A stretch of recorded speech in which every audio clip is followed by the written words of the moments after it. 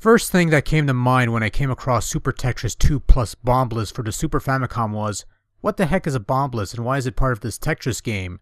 Here's the short answer to kill off the mystery. Any of you folks play a game called Tetris Blast on a Game Boy? That's actually Bombliss with a marketable name. The long answer is coming up soon. Some worthless information for you folks. Super Tetris 2 plus Bombliss is a Japan-only release for the Super Famicom, conceived by Bulletproof Software, the same folks responsible for the very first version of Tetris to grace the original Nintendo Famicom. A game that most folks might not have played since it was also a Japan-only release.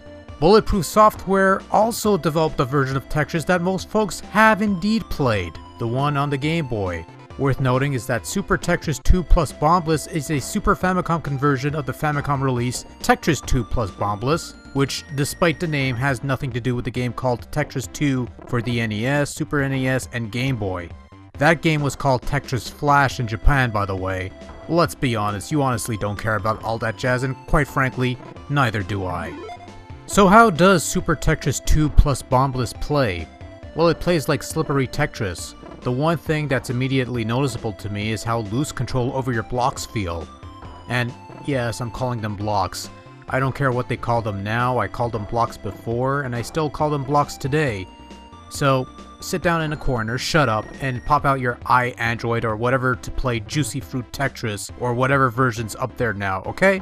Good, now we can get back to the review proper. In most Tetris variants I've played, whenever I move a block left or right, the blocks usually have some resistance or the movement will be somewhat staggered and not smooth. The video probably does a better job of demonstrating this than I could explain it. In Super Tetris 2 plus Bombliss, one slight tap on the D-pad is enough for your blocks to careen towards the end of the well.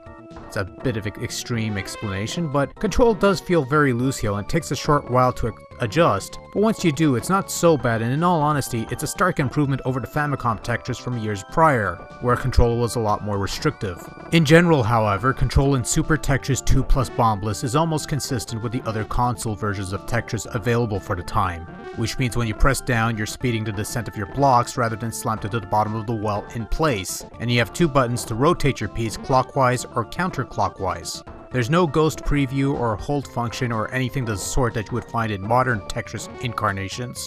I don't think those features existed yet at the time of this game's inception. I'd check, but I'm much too lazy, and I honestly don't care. Now, Tetris is your traditional game of Tetris. If you've played one Tetris, you've played them all, and this is no different. It's just that the blocks control a little more looser here than usual, but other than that, once you get used to it, it's the usual brand of Tetris. None of that hotline Tetris or ice ball Tetris or sucked into a black hole Tetris. It's your plain Jane traditional Tetris, and that's perfectly fine for some, certainly for me, but completely dull for others. But if you don't care for Tetris, this version isn't different enough to try and change your mind. The 3 game modes under the Tetris side is your average marathon mode. Every 10 lines increases the level and the speed of the blocks. Your 25 lines mode, and a variation of the marathon mode where a line of garbage blocks will form at the bottom every so often, raising your stack up bit by bit until the well is cracked. All in all, it's familiar Tetris fare. Now, Bombliss, on the other hand, is a completely different beast altogether. Kinda, sorta. You ever played Tetris Blast? That's Bombliss. If you never did, here's the skinny. Basically, you have blocks falling from the sky. Not only your traditional tetrominos that we're all familiar with, but also other oddball pieces that are normally found in one of those cheapo LCD brick games that you used to find in cheapo Chinese shops. Okay, I'm being a bit insensitive here, but anyway, the idea here is not to clear lines, but to clear everything. You do this by lining up your pieces like in Tetris. Assembling full lines along won't clear them, but rather it's these red bombs that do the work. If you form a line and there's a bomb, that bomb will destroy a portion of the blocks. The more lines formed, the bigger the blast radius the bomb will yield. Assemble 4 bombs into a square and you'll form a super bomb. The super bomb. The super bomb. Which obviously has a bigger explosion, making it easier to clear those blocks. Bombliss only has 2 modes, Contest and Puzzle. They're mostly the same thing, except Puzzle requires you to clear boards with specific pieces and in a specific way, whereas Contest is much more open-ended and randomized in regards to how you approach clearing the boards. Of the two games included, Bombliss is the more enjoyable game, as it's different enough from the regular Tetris game that it's much more interesting. In a manner of speaking, I found Bombliss to be a much more enjoyable game than the game we got as Tetris 2 here, but that's another story entirely. Visually speaking, Super Tetris 2 plus Bombliss is rather pleasing to the eyes, with varied backdrop images and an otherwise clean presentation. There's really nothing to be found here that can be considered an eyesore.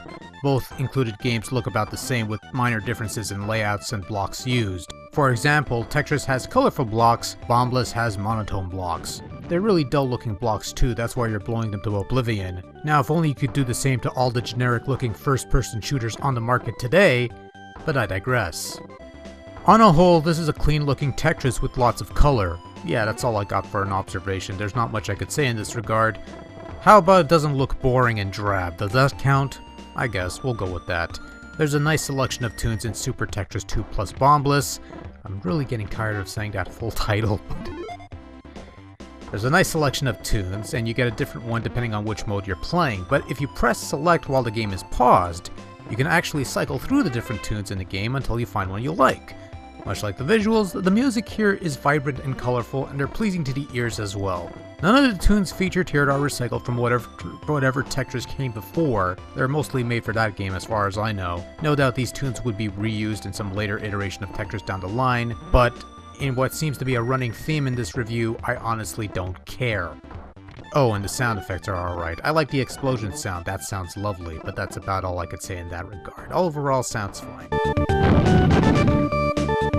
Overall, Super Tetris 2 plus Bombliss for the Super Famicom is a rather enjoyable little Tetris offering. Control is a bit loose for my taste, but otherwise doesn't hinder the overall gameplay, and generally speaking I like the way this interpretation of Tetris looks and sounds. Obviously, this being a Super Famicom game, you'll need something that plays Super Famicom games. Either the actual console or a converter of some type or some other workaround. And this being a Tetris title, there isn't really anything here that differs greatly from whatever localized Tetris we did get up to that point. But Bombliss is rather nice, I suppose, so if you fancy that kind of explosive gameplay, then this might be worth tracking down. Otherwise, I suggest looking out for Tetris Blast for Game Boy. It's pretty much the same thing, except it's on Game Boy. And that's all I got. Good night.